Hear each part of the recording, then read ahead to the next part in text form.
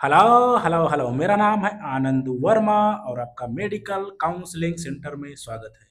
आज हम बात करने वाले हैं नीट 2026 का पेपर कैसा रह सकता है, क्योंकि आपको पता होगा जेई मेंस के दोनों शिफ्ट की मैं बात करने वाला हूं, क्योंकि बहुत जो है शिफ्ट में पेपर होता है। उनको ध्यान में रख के कैसा पेपर आया हुआ था, बहुत अच्छे से एनालिसिस करके बात करते हैं कि नीट 2026 का पेपर कैसा रह सकता है, क्योंकि पेपर एनटीए ही बनाता है, चाहे वो जेई की बात करें और चाहे नीट की बात करें। सबसे पहले आप चैनल को सब्सक्राइब जरूर करें। मेरा एक नया चैनल है जिसका नाम है आनंद वर्मा एक्स्ट्रा, उसको प्लीज जाके सब्सक्राइब करें। 1 मिनट लगेगा, एक बार टच करना है, बेल आइकन को दबा दो और लिंक उसका डिस्क्रिप्शन बॉक्स में मिल जाएगा। डिटेल एनालिसिस करके बताते हैं कैसा पेपर रहेगा। आ जाओ, सबसे पहले बात कर लेते हैं। चलो, यहाँ मैंने इंक्लूड कर रखा है दोनों शिफ्ट का, ठीक है।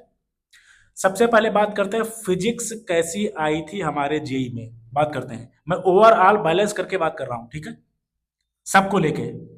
फिजिक्स की अगर मैं बात करता हूं तो फिजिक्स जो था वो मॉडरेट टू ट्रिकी था। मतलब बहुत ज्यादा टफ नहीं था लेकिन ट्रिकी था।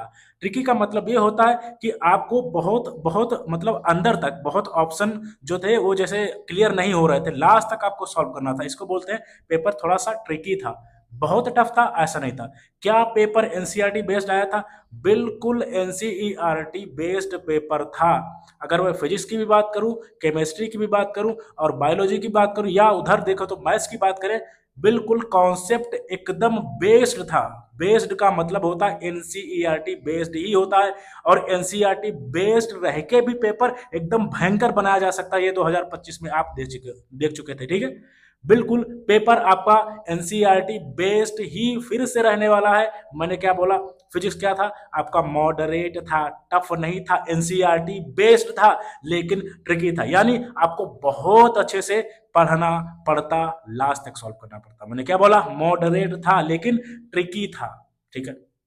अब बात कर लेते हैं केमिस्ट्री की। केमिस्ट्री में आपको पता होगा ज्यादातर एनसीईआरटी बेस्ड आता है पेपर।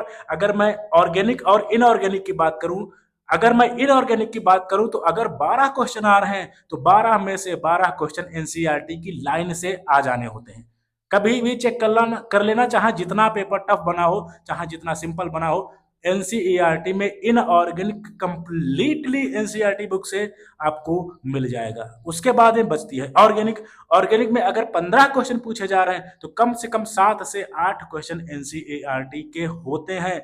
उसके बाद में एनसीईआरटी बेस्ड क्वेश्चन हो जाते हैं। ऐसे ही अगर बात करते हैं ऑर्गेनिक जो है, बात करते हैं फिजिकल केमिस्ट्री की, उसमें भी अगर 12-15 क्वेश्चन पूछे जाते हैं तो 6 से 7 क्वेश्चन आपके एनसीईआरटी लाइन से मिल जाते हैं और 7-8 क्वेश्चन आपके एनसीईआरटी बेस्ड होते हैं। बेस्ड का मतलब कॉन्सेप्ट वही है लेकिन उसमें आपको हिलाया जाएगा, घुमाया जाएगा, टाइम टेकिंग होता है पेपर। देखो, अगर एग्जामिनर चाहे तो आप बायोलॉजी भी 4 घंटे में कर पाओगे और एनसीईआरटी से लाइन टू लाइन देगा। क्यों? आपको पता नहीं होगा, पेपर लेंथी बनाया जा सकता है। अभी ये है कि पेपर बाहर से नहीं आता, लेकिन एनसीईआरटी बुक्स में इतनी दम है कि एनसीईआरटी सी एक एक लाइन भी होगी। अगर मैं 100% पेपर की बात करूं तो कम से कम 85% एनसीईआरटी बुक से होगा। उसके बाद भी आप हिला नहीं पाओगे, क्योंकि इतना लेंदी पेपर बना दिया जाता है।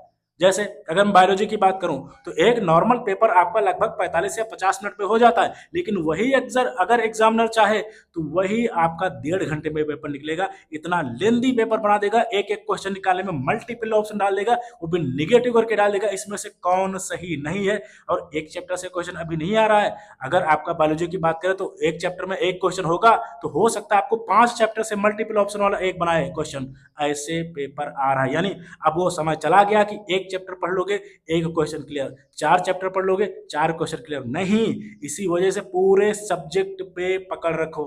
ओवरऑल मैंने क्या बोला? फिजिक्स आपका मॉडरेट था लेकिन ट्रिकी था। केमिस्ट्री आपका थ्योरेटिकल था, यानी किया जा सकता था, लेकिन लेंदी पेपर था, एनसीईआरटी बुक से ही आया था। अब आ जाते हैं, बात करते हैं अपने नीट की। नीट में कैसा क्या रह सकता है? देखो, 2021, 22, 23, 24 बहुत सिंपल पेपर चले गए। आप सोचो कि जो है टॉपर भी 35-35, 40-40 करने लगे थे, 720 नंबर वाले। अब बात करते हैं बेस्ड ऑन ये आपका जो जेई का पेपर हो, इसके बेसिस पे नीट का पेपर कैसा रह सकता है, क्योंकि आपका जो है पेपर एनटीए ही बनाएगा। ठीक है, बात करते हैं। मैंने क्या बोला, फिजिक्स मॉडरेट टू ट्रिकी था एंड केमिस्ट्री आपका क्या था, थ्योरेटिकल बट लेंदी था लेकिन इजी था। कहने का मतलब अगर आप बहुत अच्छे से क्वेश्चन प्रैक्टिस करते तो आराम से निकल सकता था।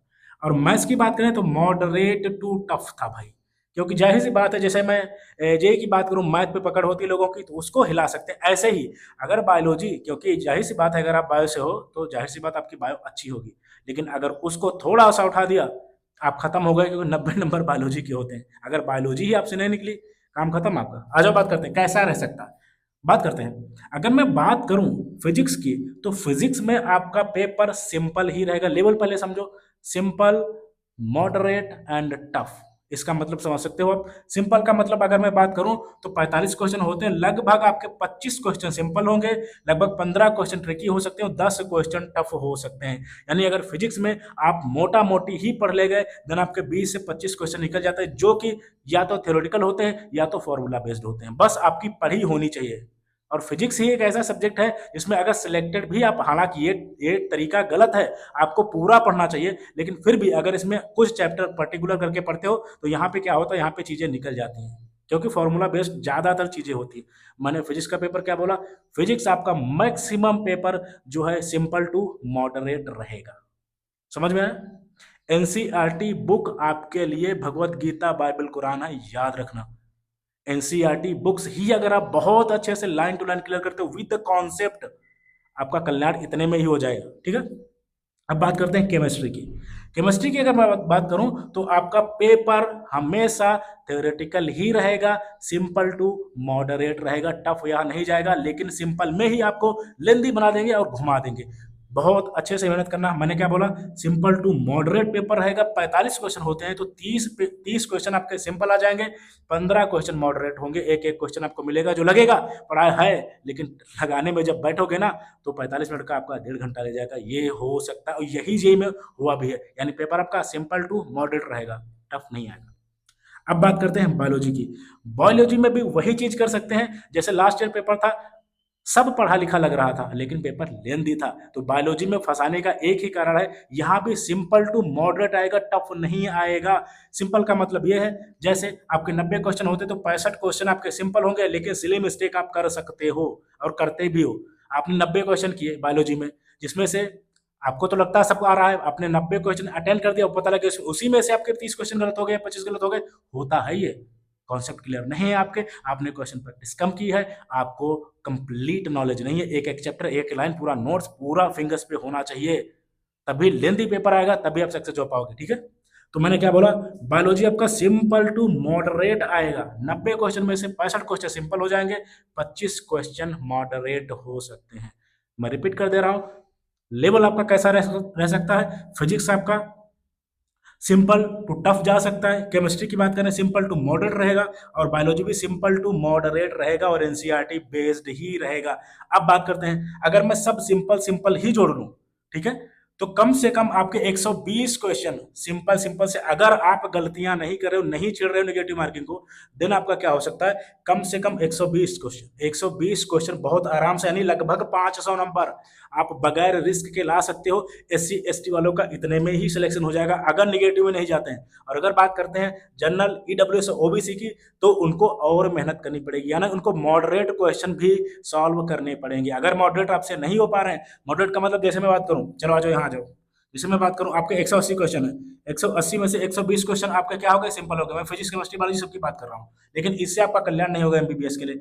अब आपको क्या करना पड़ेगा, जो यहाँ पे मैंने मॉडरेट क्वेश्चन यहाँ पे लिख रखे हैं कि आपके 25 क्वेश्चन है या 15 क्वेश्चन है, या आपके जो है ये जो है 15 क्वेश्चन, ये आपको सॉल्व करने पड़ेंगे, तभी आपका सिलेक्शन होगा। यानी 120 क्वेश्चन यहाँ से अगर आपके हो गए, तो कम से कम अगर मैं 35 आगे 30 टू 40 क्वेश्चन जो मॉडरेट लेवल के होते हैं वो ऐड करोगे, तब जाके आपका सिलेक्शन होगा, यानी तब आप 150 क्वेश्चन कर पाओगे।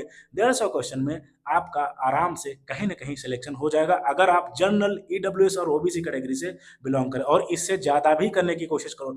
ओवरऑल में बात करूं तो 180 क्वेश्चन में से अगर आप 20 नहीं छेड़ते हो, जो कि चलो मैं कहता हूं टफ क्वेश्चन होते हैं, 20 छेड़ो ही मत, बिल्कुल छेड़ो ही मत, लेकिन 160 क्वेश्चन करके दो। 160 क्वेश्चन करके दोगे तो आराम से आपका सिलेक्शन हो जाएगा, आराम से आपका सिलेक्शन हो जाएगा जनरल, ईडब्ल्यूएस, ओबीसी वालों का। बस यहाँ पे सिली मिस्टेक नहीं होनी चाहिए। और जो भी पेपर है, कैसा भी पेपर आपको लगे, सिंपल सा क्वेश्चन अगर आपको लग रहा है उस पर टाइम ज्यादा देना, क्योंकि सिली मिस्टेक से लड़का बाहर हो जाता है। आपने पता लगे 160 क्वेश्चन सही किए हैं, लेकिन इसमें से आपने 25 क्वेश्चन गलत कर दिए, आप कंपटीशन से बाहर हो जाओगे। ये गलती नहीं होनी चाहिए, किसी भी हालत में नहीं होनी चाहिए। इतनी प्रैक्टिस करो, इतना रिवीजन करो, आपका कल्याण हो जाएगा। आई होप आपको वीडियो अच्छा लगा होगा।